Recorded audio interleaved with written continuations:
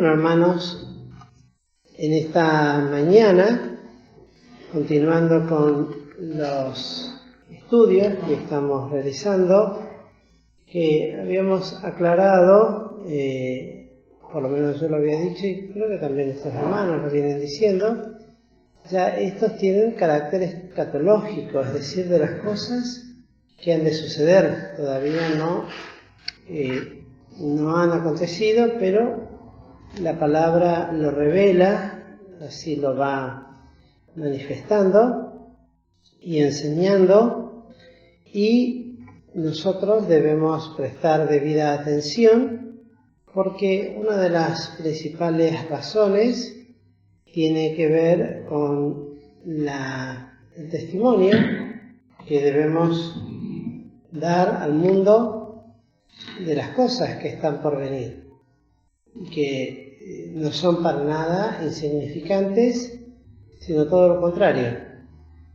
Una de las sencillas cosas que diremos es que estamos nosotros viviendo ahora principios de las cosas que han de acontecer y que serán de una magnitud realmente grandes y espantosas. Realmente lo que le espera a la humanidad una vez que la Iglesia fuera arrebatada en el momento preciso. Y en el desarrollo, y mirándolo en la perspectiva de estudios, diremos que mientras que en el cielo se desarrollan eventos gloriosos referidos a la Iglesia de Cristo, particularmente, como hemos visto en estas últimas lecciones, en lo que tiene que ver con el tribunal galardonador, como también con las bodas del Cordero, la unión de la Iglesia con Cristo para siempre.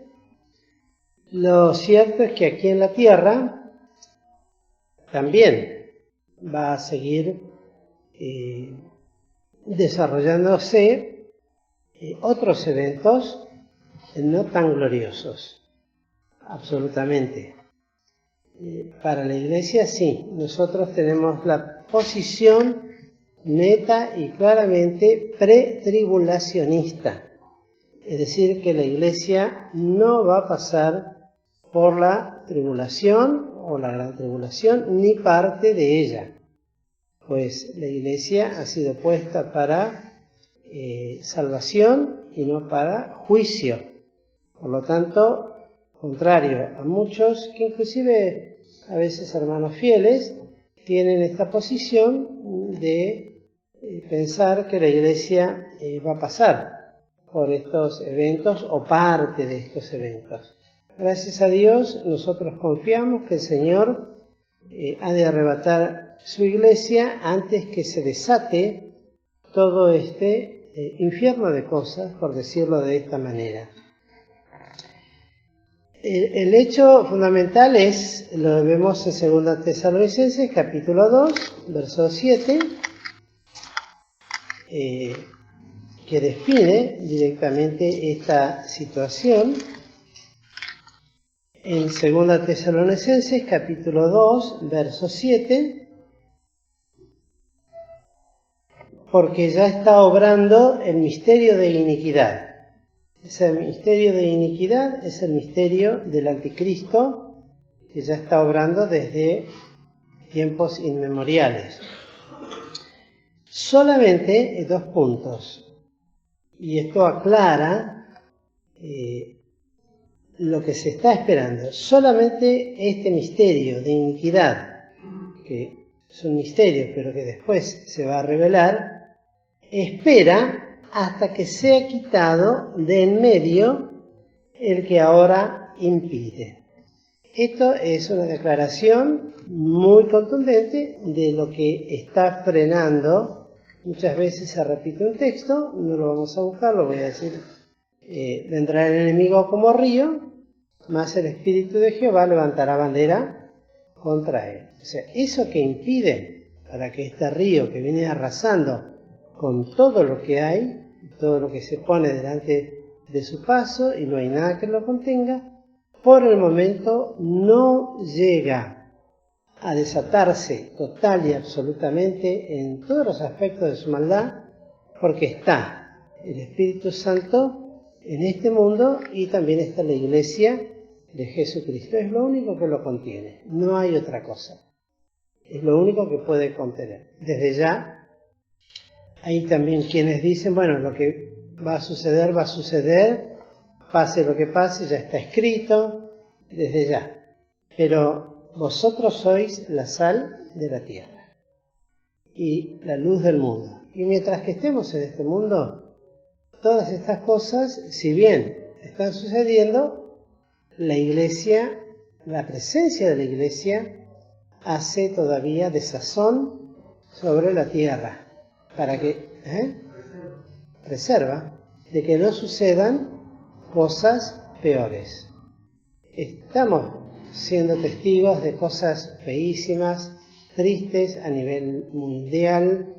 No deja de asombrarnos las distintas manifestaciones, no solamente de guerras, de rumores de guerras, sino de atrocidades en todos los aspectos, pero lo cierto es que la presencia del Espíritu Santo y la Iglesia de Cristo, aunque nosotros tal vez no seamos absolutamente conscientes de ello, pero está, e impide de que la furia diabólica y la maldad humana por sí misma puedan desatarse ya sin correa alguna, en el sentido de tener total libertad de hacer lo que absolutamente quieran. En el tiempo en que sea quitada la Iglesia, lo real es que se va a desatar algo que se denomina con palabras muy fuertes como la abominación espantosa. Eso lo podemos ver en Daniel capítulo 11, en el libro de Daniel, está después de Ezequiel en el Antiguo Testamento. Daniel 11 lo menciona.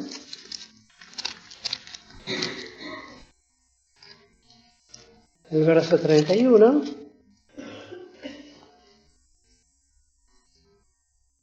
Entonces, fíjense cómo ya con letras bastardillas lo resalta, que esto no es original de la Biblia, pero estos lo hicieron para denotar de lo que se trata, lo que ha de relatar, por lo menos los que tienen la versión antigua con índice al centro, arriba letras bastardillas, dice la abominación espantosa. Y en el 31 dice, y serán puestos brazos de su parte, y contaminarán el santuario de fortaleza, y quitarán el continuo sacrificio, y pondrán la abominación espantosa. En el 12, versículo 11, y dice, y desde el tiempo que fuere quitado el continuo sacrificio hasta la abominación espantosa, habrá 1290 días. Entonces ya lo define ese tiempo de tremenda maldad como de una abominación. Abominación es algo que no se puede resistir a la vista, que no se puede soportar, y va a ser algo realmente espantoso. Cuando uno ve cosas que rayan verdaderamente en una maldad, que uno no puede concebir que en la mente de un hombre de pronto se desarrolle o haga tal maldad. Bueno, en ese tiempo, cuando ya no esté el Espíritu Santo de Dios, eso va a ser desatado en todos los ámbitos y en todos los estratos sociales. Y así lo define la palabra de Dios. No solamente por la manifestación sin límites que va a haber de espíritus inmundos, a semejanza de los días del Señor Jesús, siempre lo decimos, la presencia de Cristo sobre la tierra trajo una gran convulsión en el mundo espiritual, y no hay registros en la Biblia de que hubiera tantos endemoniados como en los días de Jesucristo. Es decir, produjo todo un hervidero en ese mundo espiritual, inmundo por supuesto, ¿no? Bueno, en esos días va a ser algo similar, pero sin la presencia de Cristo. Es decir, que se van a desatar totalmente y van a hacer su obra de maldad en los hombres y a través de los hombres y con los hombres. Y esto, en realidad, lo que va a llevar es a un camino de autodestrucción del hombre, sin esa limitación que Dios pone hasta el día de hoy. Por supuesto, lo que sí vamos a aclarar es que esto es lo que sería si Dios no interviniese en lo que está expresado en la palabra de Dios. Si Dios no interviniese, el hombre realmente seguiría su propia autodestrucción. Lo que mucho se teme de las guerras, bueno, pero Dios no lo va a permitir. ¿Por qué? Porque Dios es el que tiene que hacer su juicio sobre la tierra y no va a permitir que el hombre tome sus propias decisiones sobre los destinos de la humanidad. Va a ser hasta donde Dios le permita y tenga que ver con los juicios que Dios tiene que hacer. Aparte, por otro lado, todavía después de la tribulación y la gran tribulación, queda toda una dispensación que se llama la del milenio, que se estudiará más adelante, donde el hombre va a ver lo que es ser verdaderamente gobernados y bajo el reino del Señor Jesucristo, de la perfecta justicia y en todos los aspectos perfectos, ¿no? Bien, entonces eso no va a acontecer. Aunque va camino a eso, Dios no lo va a permitir. Lo cierto es que se podría decir que si Dios no interviniese, tal cosa acontecería. ¿Y por qué lo hace? Primeramente, porque está el pueblo de Israel sobre la tierra. No nos olvidemos que los que son retirados en el arrebatamiento son los redimidos de los gentiles, los que aceptaron a Cristo en su momento como Salvador personal, los redimidos de los de los judíos y juntamente con ellos los santos desde Abel en adelante, desde Adán podríamos decir, hasta el momento del arrebatamiento de la iglesia. Esos son los que van a ser los que son amigos del esposo, ¿verdad? Entonces, pero sobre la tierra va a seguir existiendo humanidad y va a seguir existiendo los pueblos, las naciones, va a ser un mundo, pero la sorpresa va a ser que de repente van a desaparecer millones de personas que van a tratar de buscar siempre una explicación humana, racionalista, para tratar de tapar la realidad del arrebatamiento. Lo cierto es que todos aquellos que de alguna manera tuvieron contacto con las iglesias fieles, con redimidos, con la sangre de Jesucristo, familias enteras van a ser quitadas y tal vez alguno de la familia no va a ser quitado, porque nunca pasó por la experiencia de la salvación, aunque tuvo el conocimiento, vino a la escuelita, cantó himnos, participó del coro, fue a buscar chicos, hasta tuvo clases en la escuela dominical, y algunos hasta dicen, y yo eso lo creo, algunos hasta habrán predicado el Evangelio, pero no llegaron a la experiencia de la salvación. Entonces de repente que desaparezcan todos los conocidos que uno tiene, el entorno que los rodea, son familiares, pueden ser los propios hijos, la esposa, el esposo, en fin, esos van a quedar con esa experiencia y ese conocimiento que les quedó previo. Entonces va a ser tremendo el día en que de pronto se den cuenta de que al final tenía razón lo que decía, ¿no? Pero ya va a ser tarde. Es como dice, tarde ya será, ¿no? Porque ya no va a haber tiempo. Sí de ser salvo con el costo por el testimonio de Jesucristo, pero ya van a tener que pasar por este periodo tan triste y tan tremendo que se avecina sobre la humanidad, como esas tormentas que uno ve en el horizonte, que son negras y oscuras, y que se espera que en cualquier momento se desate. Así se viene este tiempo sobre la humanidad. Y además, al estar todavía los judíos sobre la tierra, entonces el Señor tiene que acortar esos días para que no sean, los días de la tribulación. Fíjense en Mateo 24, porque ahí está hablando de los judíos, no habla de la iglesia, y de los que... Mateo 24, verso 22.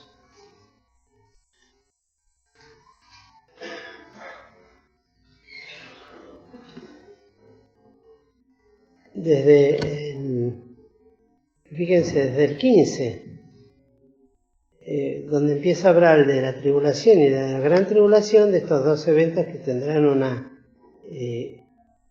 una separación, por decirlo así, de distintos tiempos, de iguales tiempos.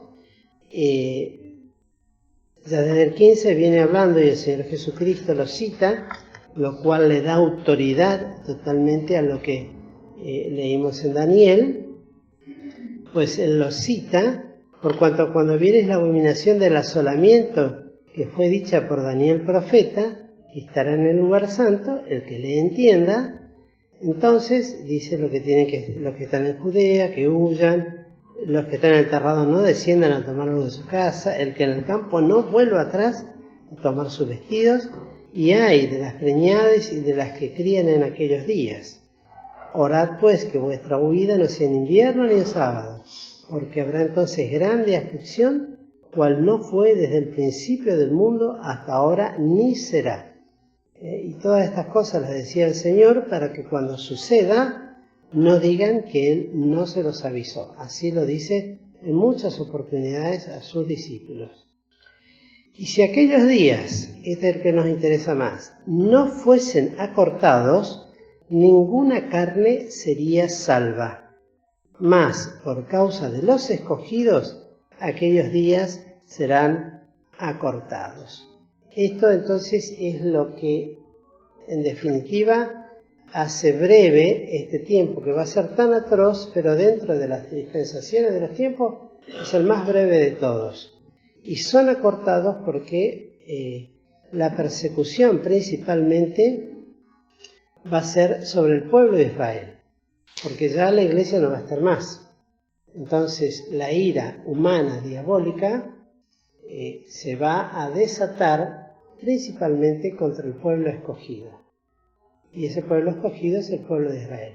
Aunque todavía en este momento, durante la tribulación, ellos están y han de estar todavía ciegos, porque van a hacer un pacto con la muerte, que eso después lo vamos a ver, espero que lleguemos tiempo, pero van a ser perseguidos y masacrados como nunca antes han sido. Cuando uno mira la historia atrás, por lo menos los registros que quedaron son los de la Segunda Guerra Mundial, atroces, ¿no? Que cuando uno ve imágenes realmente espanta, y es como se dice siempre, cuando la realidad supera a toda ficción, ¿no?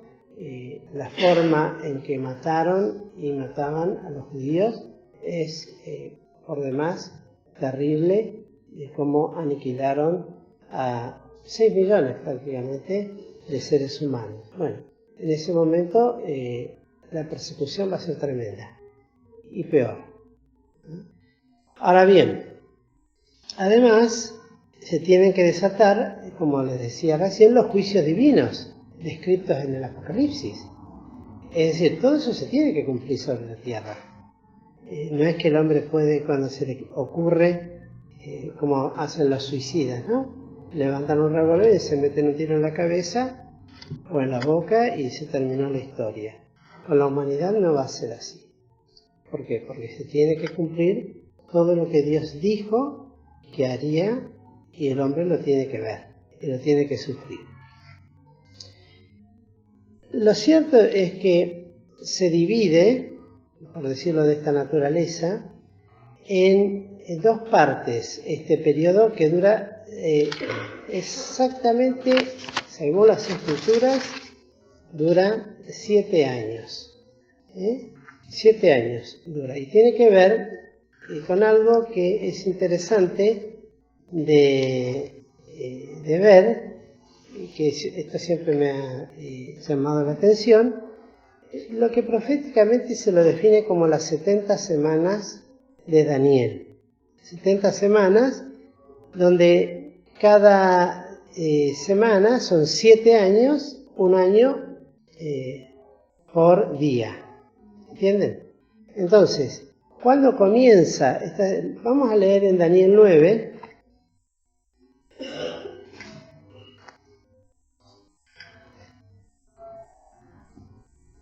Daniel 9.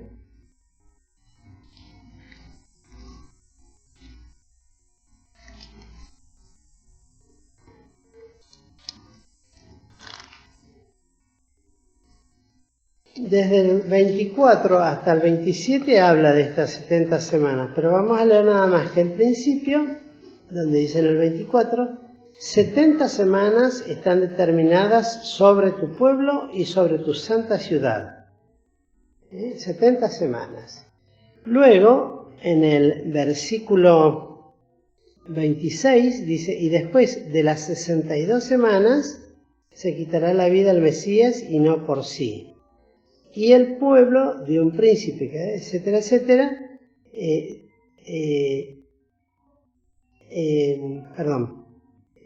lo que pasa es que no quiero leer mucho para no meterme en otros temas. Destruirá la ciudad y el santuario, con inundación será el fin de ella, y hasta el fin de la guerra será talada con... Y en otra semana confirmará el pacto a muchos, y la mitad de la semana hará cesar el sacrificio y la ofrenda. Después, con la muchedumbre de las abominaciones será el desolar, y esto hasta una entera consumación, y derramaráse la llaga determinada sobre el pueblo asolado. Lo cierto es que estas 70 semanas, decíamos, se divide en 69 semanas, que la menciona desde el versículo 24 hasta el 25. Y queda una semana, que son 7 años, para que se cumplan las 70 semanas sobre el pueblo y sobre estos juicios que han de venir. Esa semana, verdaderamente, antes de pasar a esa semana, podemos decir que estas 70 semanas comenzaron fíjense en Nehemías capítulo 2, porque a veces, bueno, no tenemos tiempo, hay quienes tal vez podrían hacerlo esto más extenso. En Nehemías 2, desde el 1, sencillamente podríamos leer todo el pasaje, pero es largo. En el 2 dice, y fue en el mes de Nisán, en el año 20 del rey Artajerjes, en la página 509 estoy, en el capítulo 2, verso 1, que estando ya el vino delante de él, tomé el vino y dilo al rey. Y como yo no había estado antes triste en su presencia, dijo al rey, ¿por qué está triste tu rostro? Bueno, en esta oportunidad, del 1 al 9, se relata cuando Nehemías recibe la permisión o el permiso de parte del rey Artajerjes para que comience la reedificación, eso lo hemos estudiado, de Jerusalén. Ese año, ese día comienza estas 70 semanas. En esa fecha, en este mes de Nisán, en el año 20 del rey Artajerjes. Ahí comienza estas 70 semanas. Ahora bien, ¿cuándo se cumplen las 69 semanas de la profecía? Fíjense en Mateo, más que en Mateo, en Lucas, capítulos 19.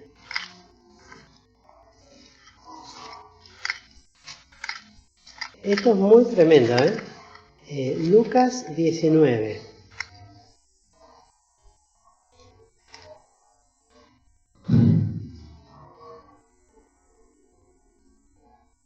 Y yo desde el 37 podríamos leer hasta el 42, si alguno lo quiere notar. Pero es cuando llega el Señor cerca de la bajada del Monte de las Olivas y la multitud recibe al Señor gozándose y comenzaron a alabar a Dios a gran voz por las maravillas que habían visto, diciendo: bendito el Rey que viene en el nombre del Señor, paz en el cielo y gloria en lo altísimo. Entonces tiraban lo que se conoce como el Domingo de Ramos, ¿no? Y en el 41 dice: y como llegó cerca, viendo la ciudad, lloró sobre ella. Es la segunda vez que la Biblia habla. ¿Cuándo fue la primera vez que Cristo lloró? Con Lázaro, viendo la gente como estaba tan triste, bueno, lloró. Dice, y es uno de los versículos más cortos de la Biblia. Y Jesús lloró, dice, ¿no? Bueno, aquí también lloró, pero sobre la ciudad. Y dice algo muy importante. O si también tú conocieses, a lo menos en este tu día, lo que toca a tu paz, mas ahora está encubierto a tus ojos. Bueno, según los eruditos, entendidos, estudiosos y intérpretes fieles de la palabra de Dios, ese día justamente se cumplieron las 69 semanas. Ahí termina la profecía de las 70 semanas, se cumple las 69. Ahí, ese día. Por eso dice el Señor: si al menos tú supieses en este día, cosas que ellos no veían, el Señor veía que ahí comenzaba entonces lo que después iba a continuar. A partir de ese día se produce un impas. Impas quiere decir un periodo de tiempo que todavía no termina, para que empiece la última semana, que tiene que ver con la tribulación. Esa última semana que tiene que ver con la tribulación va a comenzar como un reloj que se pone en marcha nuevamente. Ese día se detuvo el reloj. Pasa el tiempo, se produce la dispensación de la gracia, la formación de la iglesia, el arrebatamiento de la iglesia, y apenas la iglesia es arrebatada. ¿En cuánto tiempo es arrebatada la iglesia? Bueno, en ese instante comienza nuevamente a andar el reloj de la última semana de la profecía de Daniel, para que se cumpla lo ya dicho y para que se cumpla la total asolación del pueblo de Israel a partir de ahí. Y va a durar exactamente 7 años, un día por año. Hay versículos que confirman esto cuando la palabra habla de un día equivale a un año. Hay versículos, están Números 14:34 y Ezequiel 4 del 1 al 6, si alguno después lo quiere leer, es cuando comienza.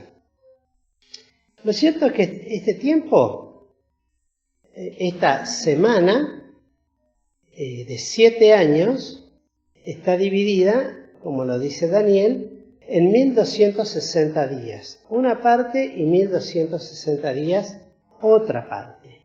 En total forman 7 años de tribulación.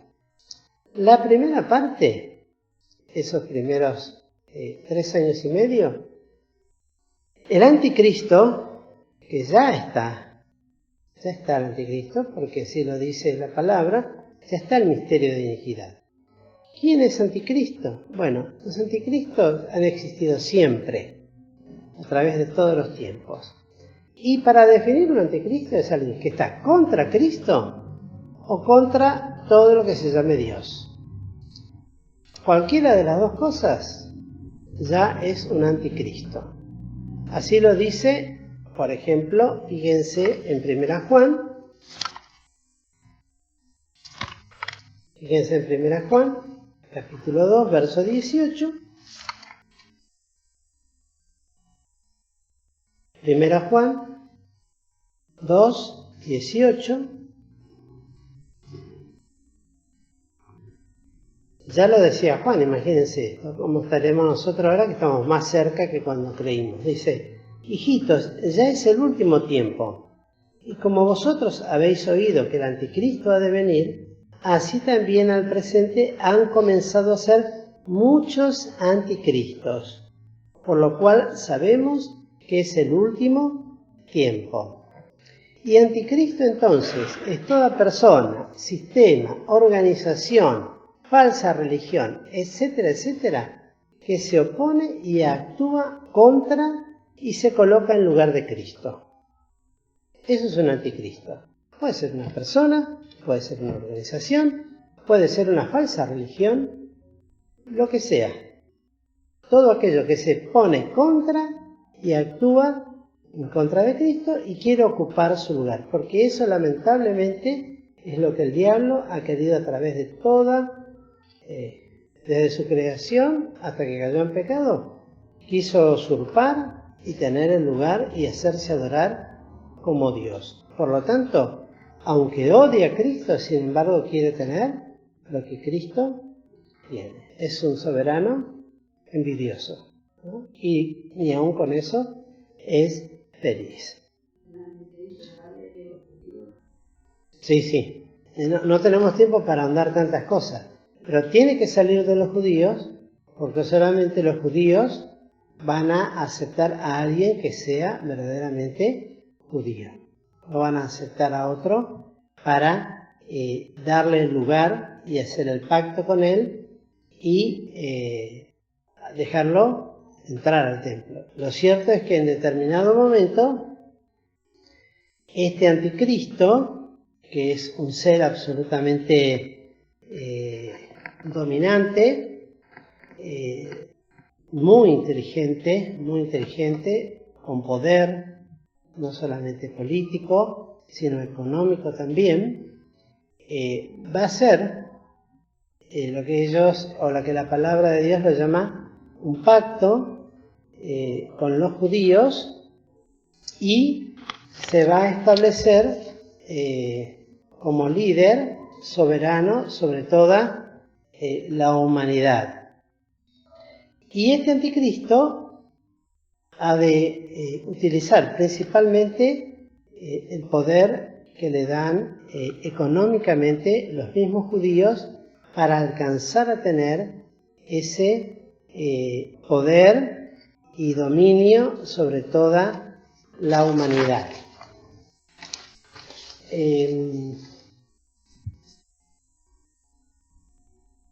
Lo cierto también es que este anticristo, como decíamos recién, tendrá características muy particulares,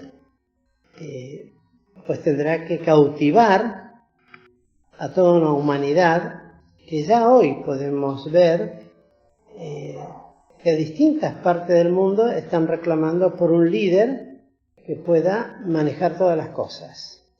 Por el caos que hay, por la situación que se vive, ustedes van a leer cada tanto declaraciones de gente que pide a alguien que pueda manejar toda la situación del mundo. O sea, todo esto se está preparando. No podemos ser tan obtusos de quedarnos mirando solamente el árbol, hay que mirar todo el bosque, ¿no? Todo lo que sucede en el resto del mundo. Todo el mundo se está preparando en este sentido. No solamente la parte política, diríamos. También está la parte económica. También está la parte religiosa, con ese creciente, pero que no se detiene, movimiento ecuménico. Ecuménico quiere decir la amalgama de toda especie de pensamiento religioso, donde entran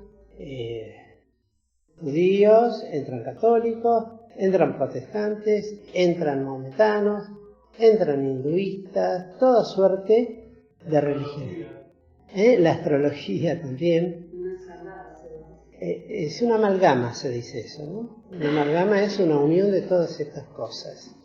Y todo esto porque todas estas cosas tienen que formar o darle base a la posición religiosa que va a tener el anticristo. Y todo este movimiento ecuménico, porque ecumene viene de tierra habitada, va a tener un propósito principal, es decir, perseguir a todo lo que sea de Cristo todavía, aún a aquellos que quedaron.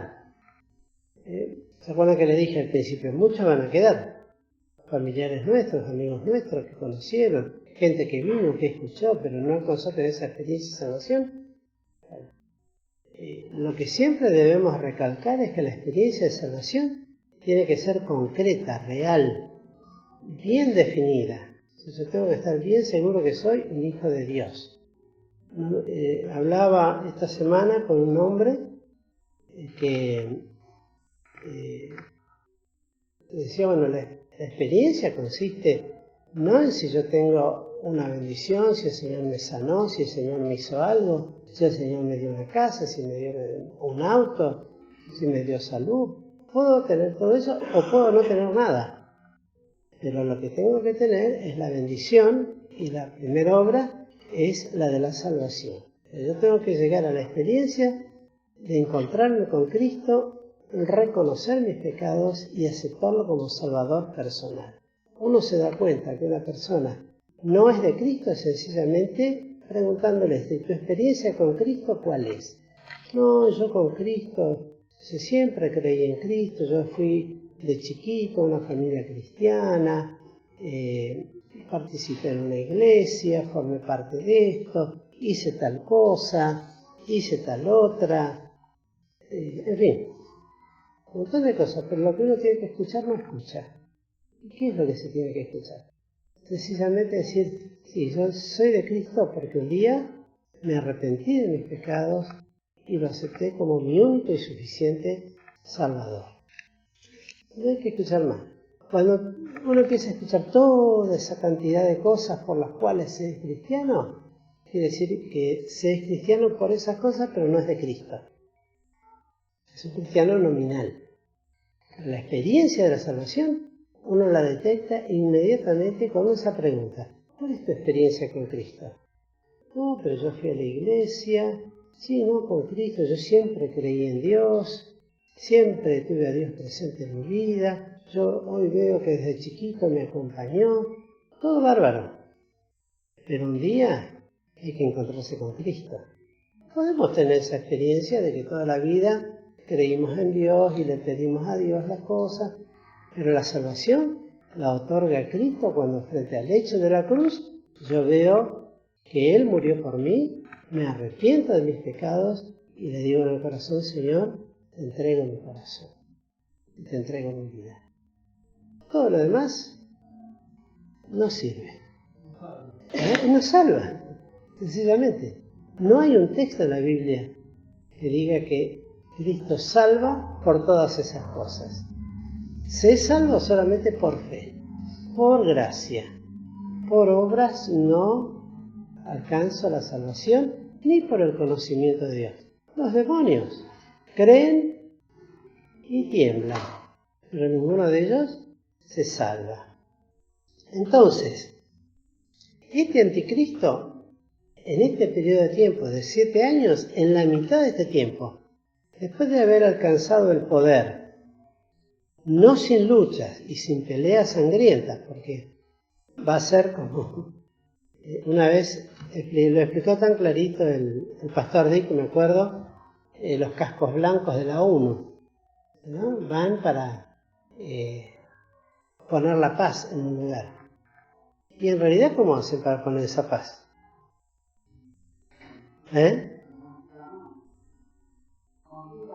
Sí, tiran más bomba que las otras.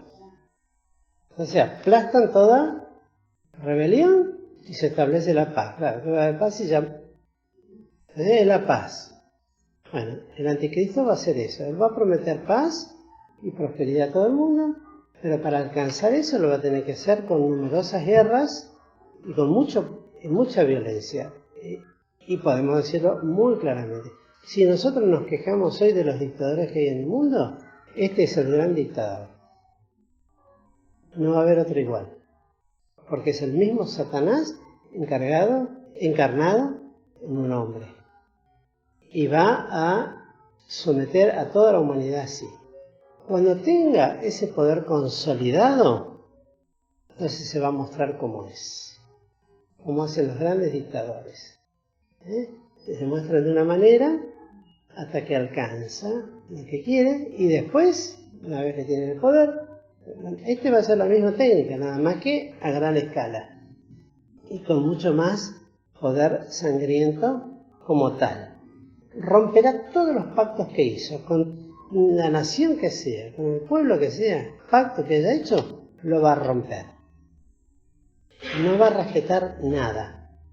Y eso está todo en la palabra, no tenemos tiempo a buscar tantos versículos. Sencillamente para que nos quede una idea. Aparte, ya lo hemos dicho, se convertirá en el más grande dictador. Lo que va a hacer, como hace todo dictador, ustedes vieron qué es lo que hacen los dictadores. Lo primero es poner grandes fotos e imágenes para que es como que tienen ese ego, ¿no? Dentro suyo tan grande. Me acuerdo cuando fuimos a Venezuela la última vez, la única vez la única y la última. Entrábamos al aeropuerto de Caracas y así en el fondo todo un mural enorme de Chávez. No sé si ahora habrá alguno de Maduro, debe haber, ¿no? Pero lo mismo sucedió en todos estos países que han gobernado dictadores. Lo tenemos a los de Corea del Norte. Los de Corea del Norte directamente se hacen tratar como dioses. El padre del gordito asesino que gobierna hoy hizo un pacto con los coreanos. Les dijo que si renunciaban a toda su libertad,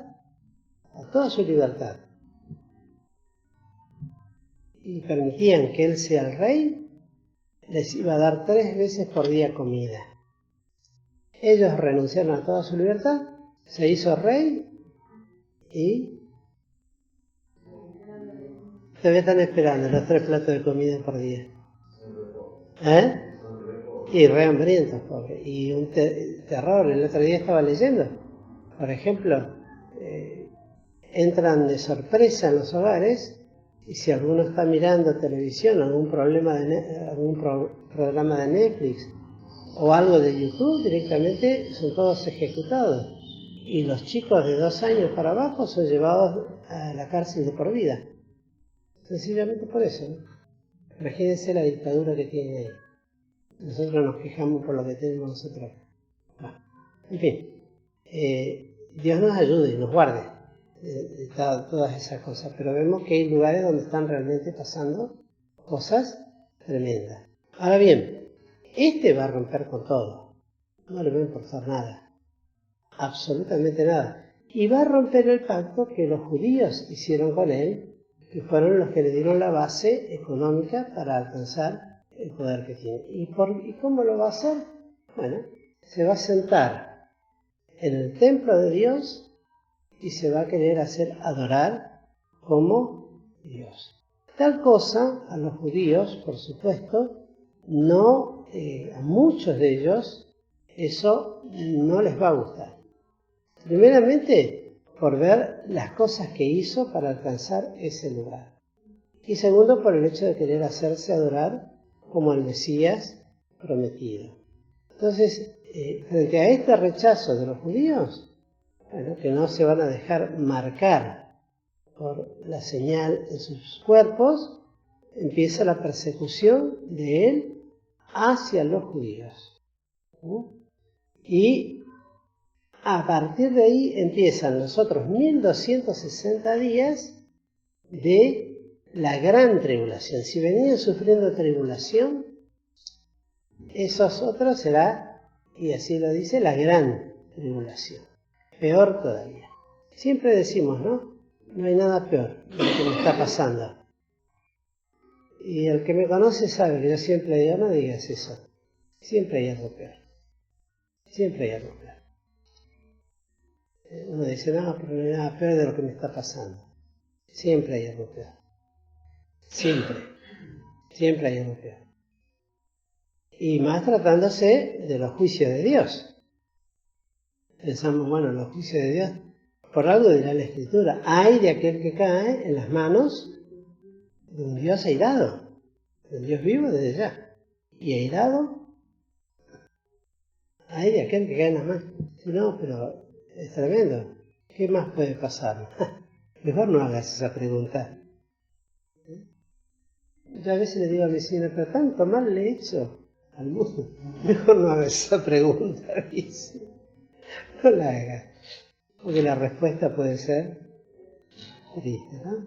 Entonces, fíjense, todo esto tiene que ver con lo que va a acontecer en esos días. Esto lo pueden leer en Apocalipsis 17 y en Oseas 1 y 2. Está todo lo que les decía recién de la alianza con los judíos y cómo Él romperá el pacto con todos y se volverá de tal manera que es cuando dice ahí en Apocalipsis que nadie podrá comprar ni vender nada sin tener la marca y la señal de la bestia, ya sea sobre sus frentes o sobre sus manos. Es tremendo esto. Los que estén en las ciudades realmente están y no quieren dejarse ser marcados, por eso es que muchos van a dar sus vidas. No es que esto sea el medio de la salvación. La salvación siempre va a ser por fe y por pura gracia. Es por el testimonio de Jesucristo. Porque nunca va a ser por obras. La única obra de salvación es la que Cristo hizo en la cruz del Calvario. El Evangelio de salvación es el único que sirve. Todo lo demás será por testimonio de no dejarme marcar por haber discernido, por decir que no. El costo va a ser distinto al costo que podemos tener hoy si decimos que no a algo. Sí.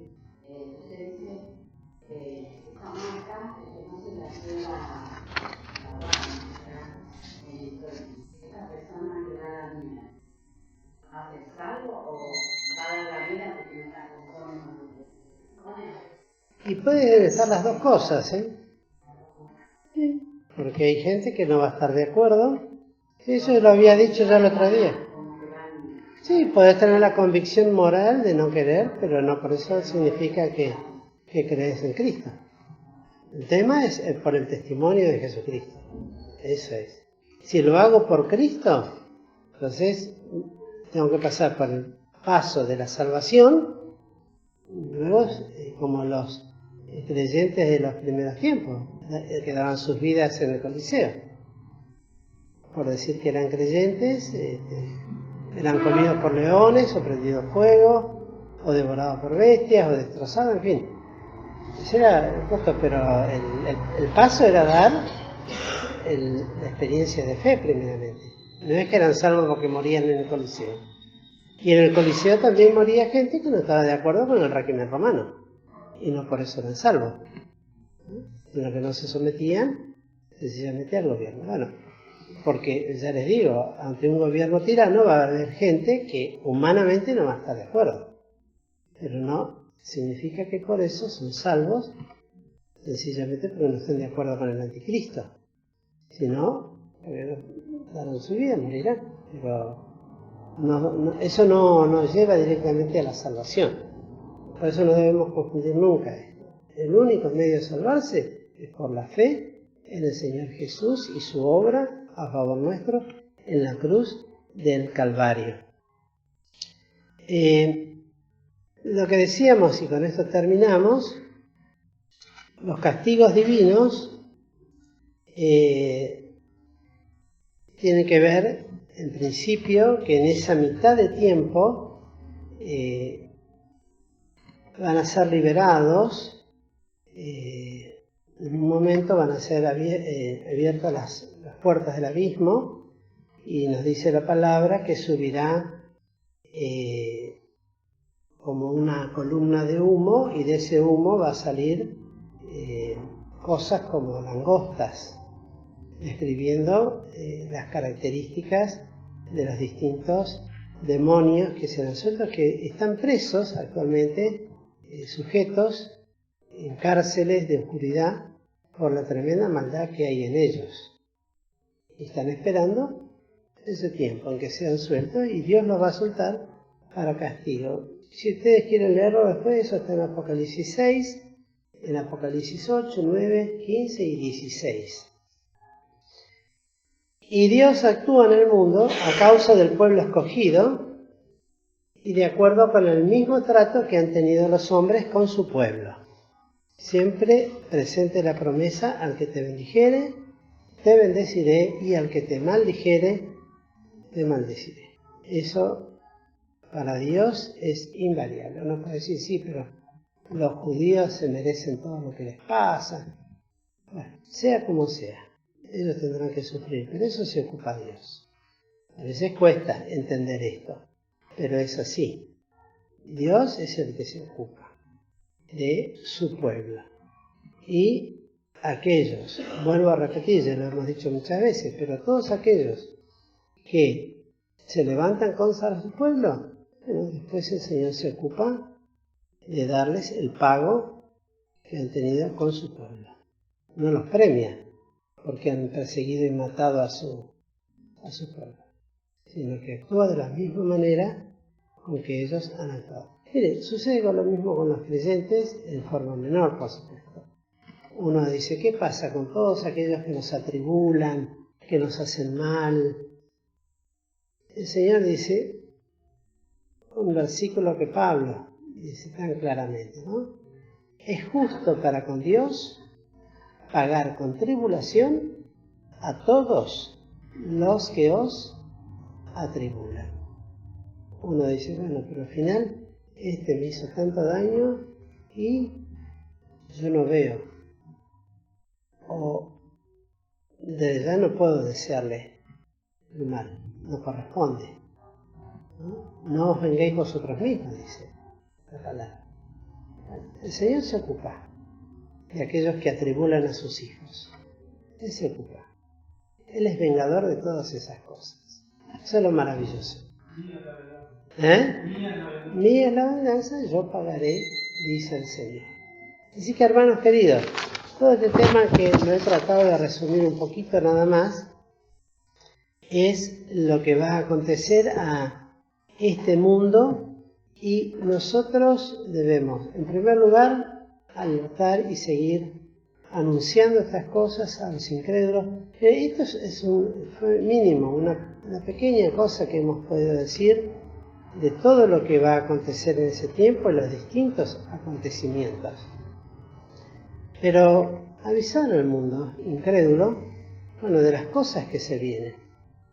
Siempre decimos esto y no es porque seamos aves de mal agüero, pero todos estos que dicen esperamos tiempos mejores, la verdad es que no vienen tiempos mejores. No vienen tiempos mejores. Y luego también alentar a los creyentes, a todos aquellos que de una o de otra manera colaboran con los movimientos ecuménicos, porque están alimentando. A veces parece muy lindo tener, llamarlos de distintos pensamientos, hacer toda una sola cosa. Ese es un pensamiento ecuménico, humano, y no es bíblico. Eso es lo importante. Es humano, sentimental y no bíblico. Lo bíblico es apartarnos de todo aquello que nos aparta del camino de la verdad. No tener comunión con aquellos que niegan a Cristo, no tener comunión con aquellos que directamente rechazan y se establecen como anticristos. Ya termino. Luego también estar atentos, como les decía, a todas las señales que van aconteciendo en todos los órdenes, en el orden político, en el orden religioso, en el orden social, en el orden militar, en todos los órdenes, mirar todo lo que se está planteando y cómo se están preparando las distintas agendas que le llaman de lo que se está viniendo, todas las perversiones. Vieron lo que pasó ahora antes de nada más, fue una pequeña muestra de lo que pasó en las Olimpiadas, la presentación. Es una verdadera vergüenza, algo que era de deporte, lo convirtieron en una ideología de género, política, agendada, y ese es el propósito de lo que va a venir después. Y por último, dar siempre gracias a Dios, porque en su misericordia nos ha permitido formar parte de esta iglesia que Él un día vendrá a buscar, y Dios quiera que no sea demasiado lejos el día. Que el Señor nos bendiga, queridos.